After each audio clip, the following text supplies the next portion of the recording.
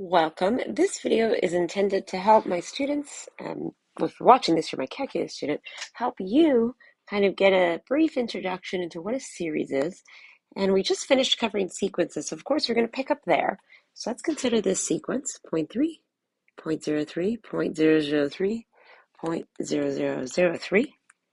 You can probably see a bit of a pattern now. That is, every term, there is one more zero here. So what is the next term? 0.00003. So let's see if we can figure out the kth term of the sequence.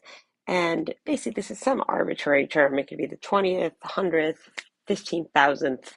So we're just going to call it kth. It would very likely help us if we wrote these out as fractions. So this is 3 over 10, comma 3 over 100. 3 over 1,000. So again, these terms correspond, these correspond, these correspond, and this last term is 3 over 10,000. So it looks like no matter what, every term always has a 3. And then to that we multiply some power of 10. Well, what is that? For our k equals 1 term, it's 10 to the 1 power. For k equals 2, it's 10 squared. For k equals 3, it's 10 cubed. So this is just 10 to the k. Now, what type of sequence is this? It's a geometric sequence.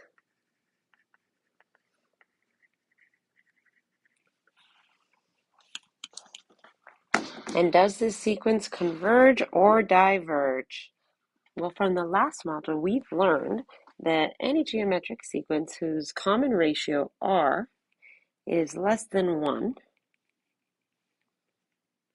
will converge.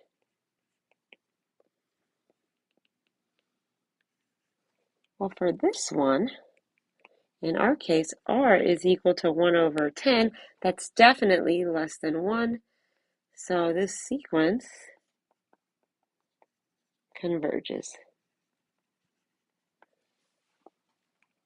All right, now let's try adding up some values in terms of our sequence. And so if you recall, we found that this is 3 over 10, then 3 over 10 squared, 3 over 10 cubed, and so on. Since we're going to be adding this up, it'd probably be easier to express this as 0.3, 0.03, and so on. So then the first term, A1, is just 0.3.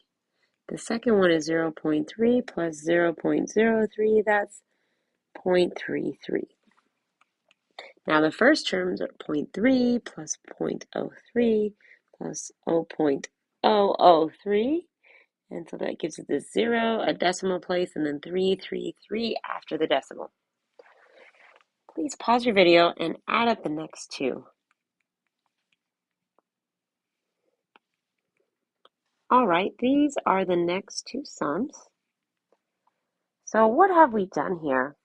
Well, this one here is called, this is our first partial sum. So if we were to look at this as a series, that is, what if instead of a sequence we wanted a series? So that would be here. Well, the first partial sum is defined as the sum from 1 to 1 of this series and denoted S of n. That's what this first one is. This next one then is clearly, and I shouldn't put S of n, excuse me, the first partial sum, that should be a 1. Now the second one is S2. The third one is S3, and so on. This one here, I'll write a little more notation just so we can see.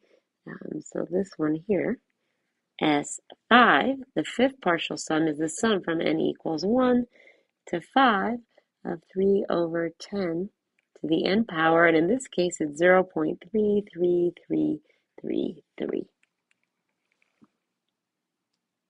Now, if we continue to add these up, say we keep going and get larger and larger, do you think this decimal will approach a particular number we're familiar with? It does. In fact, you'll learn how to prove this later on, but this series approaches the number 1/3. I hope you found this video helpful.